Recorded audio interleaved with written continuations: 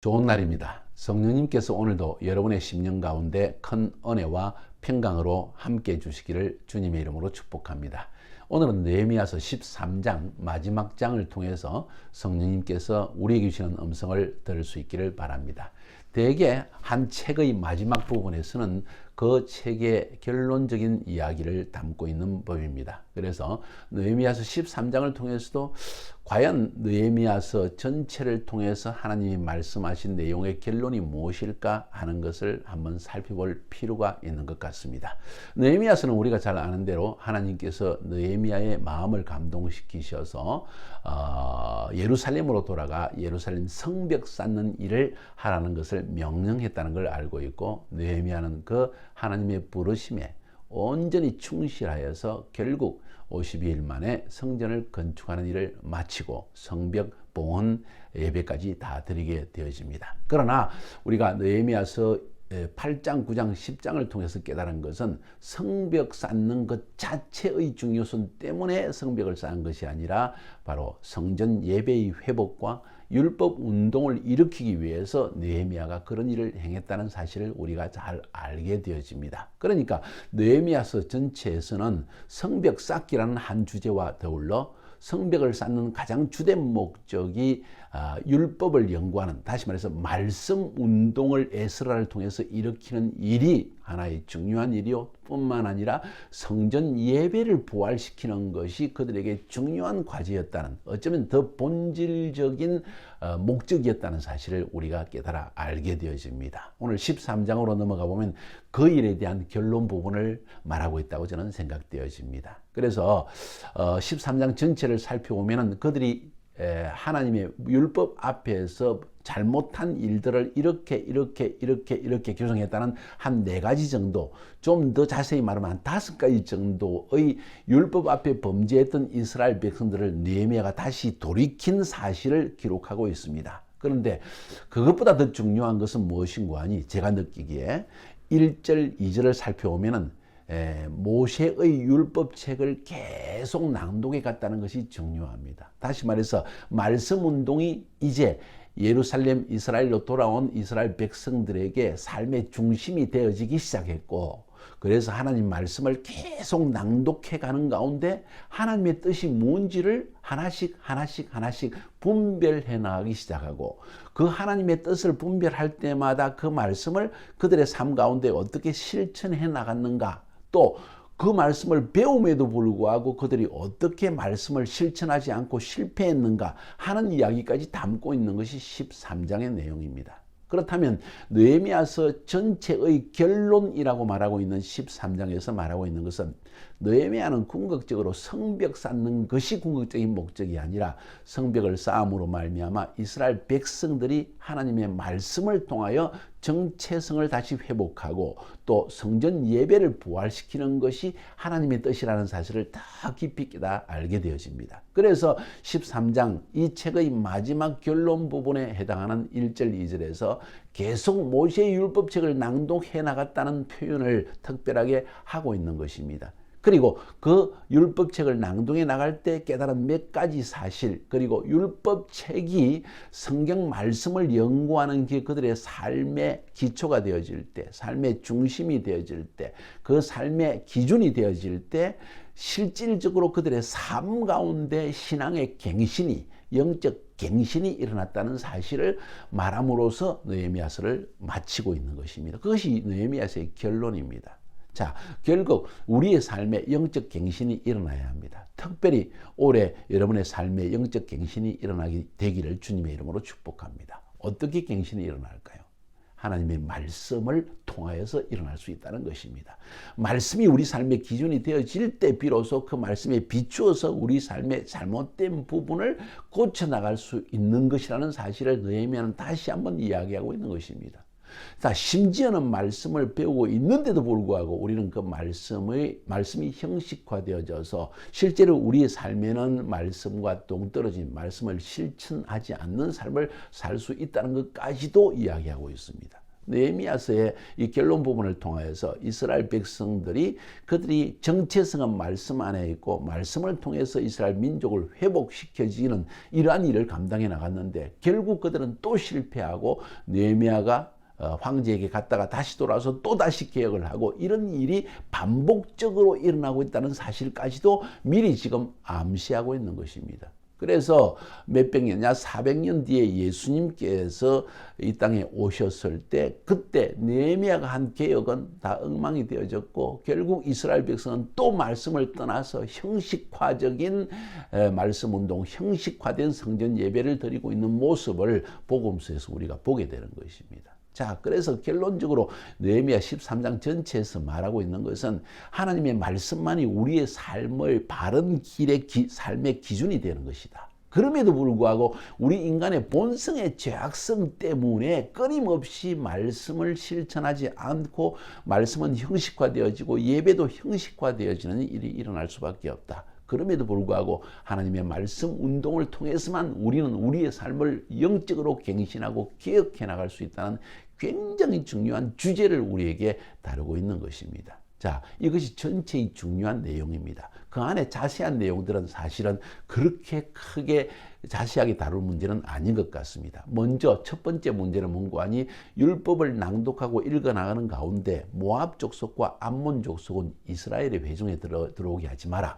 왜냐하면 그들이 출애굽하여서 그들의 땅을 지나갈 때 이스라엘 백성들에게 먹을 양식도 주지 않고 물도 주지 않고 그래서 그들이 우회해서 돌아갈 수밖에 없었다. 그런데 그들은 심지어 그것도 싫어해서 발람에게 뇌물을 줘가지고 저주를 하게 했다. 그런데 하나님은 저주를 복으로 바꾸었다. 그래서 그들을 너희들의 회중에 들어오지 못하게 하라 하는 이 말씀을 듣고 이스라엘 백성들이 자기들이 결혼한 사람들 중에 모압 족속과 암몬 족을 아예 쫓아내버렸다는 이야기, 그 이야기, 말씀에 순종했다는 이야기를 첫 번째 사건으로 다루고 있고, 그 다음에 4절부터 시작하죠. 9절까지에서는 암몬 사람 도비아라는 사람이 그 당시에 제사장 엘리야십과 서로 연관관계가 있습니다. 나중에 보면요, 자세하게 살펴보면은 28절에 보면 대지상 이 엘리야십의 손자인 요다야의 아들 하나님, 그러니까 고손자죠. 그가 오히려 이 호론 사람 산발롯의 사위까지 되었다. 제사장부터 굉장히 타락을 했다는 것입니다. 자, 중요한 사실은 이 암몬 사람 도비아와 대지상 엘리야십이 서로 연결이 돼 있어서 이 심지어는 하나님의 성전에 있는 11조를 넣는 그 방을 도비아에게 줘버렸다는 거예요. 그 말은 다른 말로 표현하면 도비아가 하나님의 성물을 지 마음대로 주무를 수 있는 그런 권한을 가진 자가 되었다는 것입니다. 누가 그 일을 했습니까? 대제사장 엘리야십이 했습니다. 무엇 때문에 했습니까? 친족 관계요, 또 가까운 관계요, 뇌물로 엮여진 관계였기 때문입니다. 세속주의에 완전히 빠져들인 것입니다. 영적 지도자 중에 가장 높은 지위에 있는 대제사장이 그 정도가 되어졌다는 사실을 말하고 있습니다. 그 결과로 무슨 일이 일어났는가? 이 느헤미야가 황제에게 12년 만에 예루살렘 성벽을 다 쌓고 난 다음에 12년 만에 바빌론에 돌아가서 페르시아 황제를 아련하고 다시 허락을 받아가지고 나왔더니만 1년도 채 못 돼가지고 이런 일이 일어난 거예요. 그전에는 몰랐던 것입니다. 그래서 그 도비아의 왕을 당절히 청소해버리고 쫓아내고 그 방을 다시 정결하게 했다는 이야기. 다시 말해서 하나님의 말씀에 의해서 이 도비아는 암몬 사람이잖아요. 암몬 사람과 모압 사람은 여호와의 회중에 들어오지 못하는데 이런 일이 일어났기 때문에 그가 다시 성전을 깨끗하게 한 일을 기록하고 있고, 세 번째는 또 10절부터 해서 14절까지 아마도 이 도비아 사건과 연결이 되어 있는 것 같습니다. 11조를 거두는 방을 담당하고 있으니까 도비아가 레위인들에게 줘야 될 11조 월급을 주지 않았다는 이야기죠. 백성들의 11조 중에서 레위인들에게 월급을 줘야 되는데 월급을 주지 않으니까 레위 사람들이 도망을 다 가버렸습니다. 그러니까 말씀을 가르치는 일이 해이해졌고 성전 예배도 해이해졌다는 결론입니다. 그 일을 또 느헤미야가 바로 잡습니다. 그 이야기를 지금, 그리고 적절한 사람을 세워서 결국 이 레위인들이 다시 자신의 직무를 감당할 수 있도록 했다 하는 이야기. 그 다음 15절부터 22절까지는 안식일을 지키지 않는 이 일에 대해서 느헤미야가 깨달아 알게 되어집니다. 안식일에 일을 하는 겁니다. 술틀을 받고 곡식단을 나귀에 실어서 운반하고 포도주와 포도와 무화과와 짐을 싣고 안식일에 예루살렘에 들어와서 식물을 파는 사람들이 있었다는 것입니다. 유다에서 이렇게 어떤 사람이 그런 일을 행했다는 거예요. 또 뿐만 아니라 두로 사람들, 이방인들이 예루살렘에 살면서 안식일에 막 팔고 있다는 거예요. 두로는 지금으로 알면 어디입니까? 레바논 땅이죠. 거기에 많은 생선들을 가져가지고 막 팔고 있으니까 안 되겠다. 그래서 그거를 또 금했다는 것. 그러면서 유다 귀인들, 유다의 지도자를 꾸짖어서 너희가 왜 이런 악을 행하면서 안식일을 지키지 않느냐. 바로 이 안식일을 지키지 않기 때문에 하나님께서 이 재앙을 이 예루살렘에 내린 것이 아니냐. 근데 너희들이 오히려 안식을 범해서 하나님의 진노가 더 임하게 하고 있다 하면서 야단을 칩니다. 나중에 또 보니까 안식일에 성문을 열어놓고 사람들이 성문을 왔다 갔다 하면서 물건을 파는 것을 깨닫고 성문을 다 닫아라 했더니만 장사들이고 물건 파는 사람들이 안식일에 문을 닫으니까 그 앞에서 자면서 기회를 봐서 들어오려고 하는 걸 보고 야당을 치고 호통을 치서 내보냈다 하는 이야기를 또 우리에게 들려주고 있습니다. 느헤미야의 개혁에 대한 이야기입니다. 안식일도 제대로 지키지 않는 그런 일들이 일어났다는 사실을 개탄하면서 기록하고 있습니다. 마지막으로 23절부터 그리고 28절까지에서는 무슨 일을 기록합니까? 바로 유다 사람들이 아스돗과 암몬과 모압 여인을 쳐가지고 아내를 삼았는데 그것도 죄악이잖아요. 그걸 넘어서서 이제 그 자식들이 유다 방언은 유다 말은 하지 못하고 유대인의 말은 하지 못하고 이 이방인들의 말들은 하더라는 거예요. 엄마가 그러니까 당연하죠. 그래서 느헤미야가 얼마나 분노했든지 책망하고 저주까지 하면서 두 서너 사람은 때리고 머리털도 뽑아버렸다. 야, 이거 뭐 대단한 이야기입니다. 오늘날 있을 수 없는 이야기처럼 들려지는데 실제로 이러한 일들이 일어났다는 것을 지금 느헤미야는 기록하고 있습니다. 자, 이 일 때문에 솔로몬이 이방 여인을 취했기 때문에 일어난 일들을 모르느냐? 너희들이 왜 이런 악을 행하느냐? 우리로 하나님 앞에 범죄하게 하느냐? 하면서 야단을 치고 그뿐만 아니라 그 당시에 대제사장 엘리야십의 손자 요야다의 아들 하나가 호론 사람 산발랏의 사위가 되었다. 이 말은 이방인의 사위가 되었다는 것입니다. 그래서 아주 대제사장 집안이고 사람들의 명망을 받고 있고 높은 지위에 있지만 그것도 과감하게 계획해서 쫓아내겠다는 것입니다. 그러면서 마지막 기도가 이 느헤미야서 13장의 결론 부분입니다. 느헤미야가 하나님께 기도합니다. 주님, 저들이 제사장의 직분을 더럽히고 레위 사람에 대한 언약도 어기고 있고 그래서 그들을 다시 일을 맡겨서 서게 했습니다. 그리고 이 모든 하나님 앞에 정한 기간에 11조와 조석적으로 아침 저녁으로 드리는 제사와 모든 것 그리고 하나님께 드리는 이 첫 열매들을 하나님께 드리게 하였습니다. 하나님 나를 기억하사 복을 주옵소서 하는 기도로 끝을 맺고 있습니다. 느헤미야 당대 이스라엘 민족들 가운데 영적 갱신을 위해서 어찌 보면 가혹할 정도로 머리를 뽑을 정도니까요. 그럼에도 불구하고 그 마음에 하나님을 향한 열심히 불타는 사람이었다. 오늘날 이런 사람들이 있어야 되는 게 아닐까요?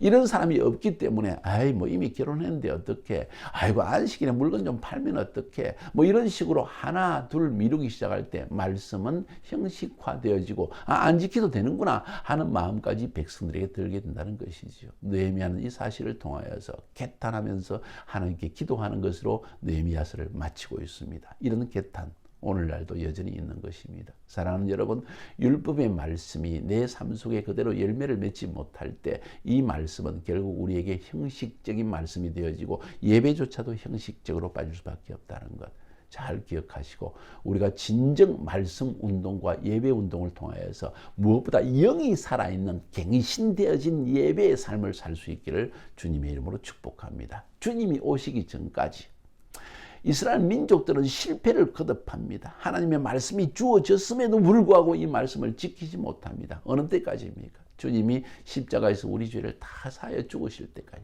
그리고 성령님이 임하셔서 이 성령님을 통하여 하나님의 말씀을 깨닫게 하기 전까지 이 말씀은 끊임없이 형식화되고 또 형식화되고 예배도 형식화되고 하는 상황을 반복하다는 것을 깨닫게 되어집니다. 예수 믿고 난 우리들, 성령 받은 우리도 역시 이런 반복을 하고 있는 것 아닐까요? 그래서 느헤미야 같은 지도자가 필요하며 이런 영적 갱신이 필요한 것입니다. 여러분, 이런 지도자를 여러분이 스스로 찾으시고 그 지도자의 말씀을 듣고 영적 갱신에 돌입하는 여러분이 되기를 주님의 이름으로 축복합니다.